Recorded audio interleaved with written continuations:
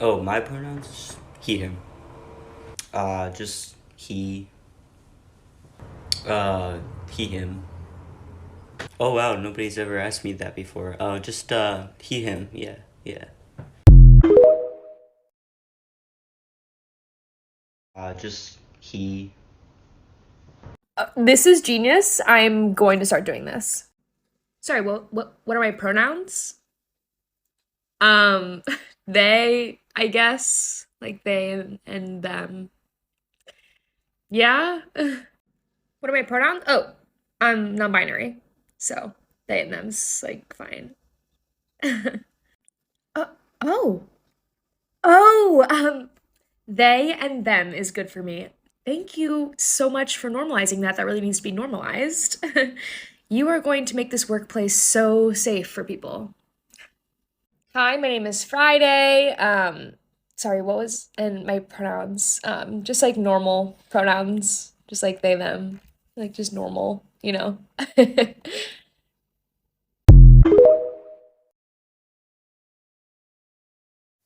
Now introducing from the makers of Brother from Another Mother and Sister from Another Mister, a gender non-conforming sucker from another fucker. I'm a beer and wine drinker, but once I start, it's hard for me to stop sometimes. You're an alcoholic. Is that what it is? Yeah, that's Happy Polyamory Day. Have y'all seen the new I know it's not gonna make everybody happy, but I certainly like it more than the old my eyes, they burn.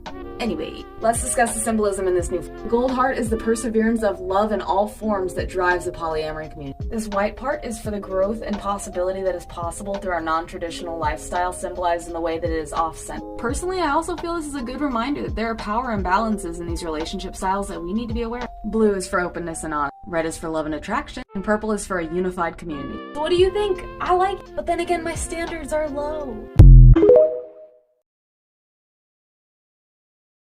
If you support transgender rights and are subscribed to the New York Times, no, you don't. No, seriously, go and cancel New York Times. Google how to cancel New York Times. It's a whole annoying thing. However, the reason I'm talking to you today is because the New York Times just released another article that basically tries to do away with gender-affirming care for trans youth. This article is woefully bad. In fact, in one case, they tried to say that puberty blockers were dangerous and harmful to trans youth. They couldn't find any peer-reviewed literature review that said that, so they commissioned their own study. This isn't how peer review works, and they don't even list who this researcher was who they commissioned. Moreover, one of the authors literally follows a who's who list of all of the anti-trans voices that are out there. We're talking GenSpec, SEGM, Buck Angel. All of these people are active on the anti-trans circuit. The fact that the New York Times released this on the first day of Trans Week of Visibility just goes to show how much they hate trans people. So please cancel your NYT subscription. So the worst part about being a promiscuous little bisexual rascal is that all of your friends are so hot. That's also the best part of it though, so like, hell yeah.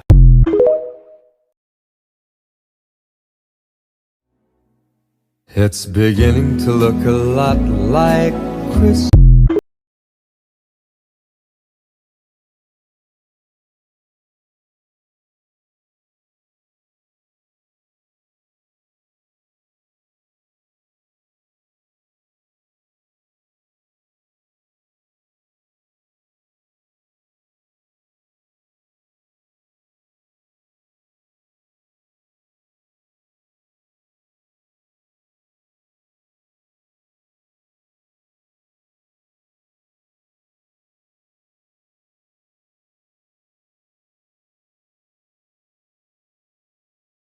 I mean, you're gay. It just means you're awful. You know, there's only one person in this world who can tell you what you are. Me. No, me, Sue Sylvester.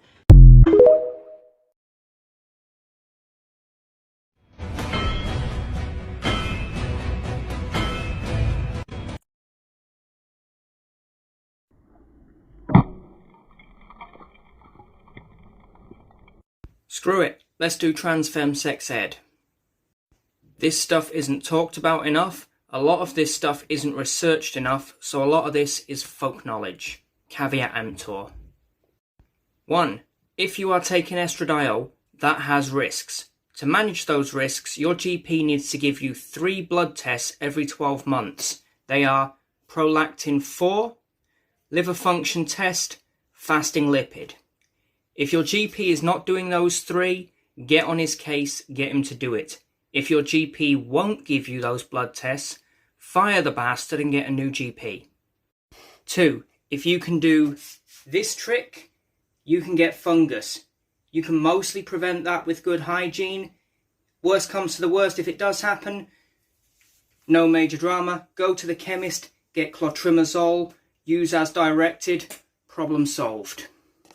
3. Post-op, you should still have Cowper's glands, which means you should still be able to produce some degree of lubrication. It will come from the urethra. But usually, unless your Cowper's glands are overactive, you won't produce enough to be useful. There's no shame in that. Use lube. A lot of cis women use lube too, no problem. 4. Again post-op. The rules for looking after a standard issue vagina are don't douche it, don't use soap, because that'll mess with the pH, that'll mess with the flora, etc. It's a self-cleaning organ. You do not have a standard issue vagina. So, for the first 12 months at least, do what the doctor or the discharge nurse says. If they say douche, douche. If they say use a particular kind of soap, use that particular kind of soap. Now, from 12 months on, you might start getting some play. And from about 24 months on, you might have your own flora. And that will do what that does, and you can figure it out from there. It's a little bit individual, but certainly for the first year or 2, look after it as directed. 5. See a breast specialist at least once. You weren't shown in sex ed how to self-examine yourself, so that's a thing. Also, this is your second puberty, and depending on what meds you're taking or not taking, you might have a few differences to the standard. And the overlap between being trans and connective tissue disorders means you might be more likely to have tuberous breasts, which again may need a little extra input in learning how to self-examine. I hope all of this is useful. Have a great day. Stay caffeinated.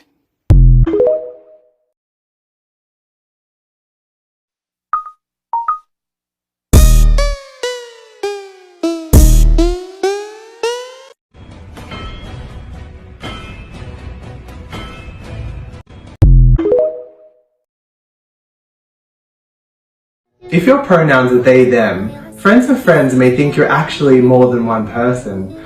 So always bring a mannequin to dinner parties to avoid any difficult conversations.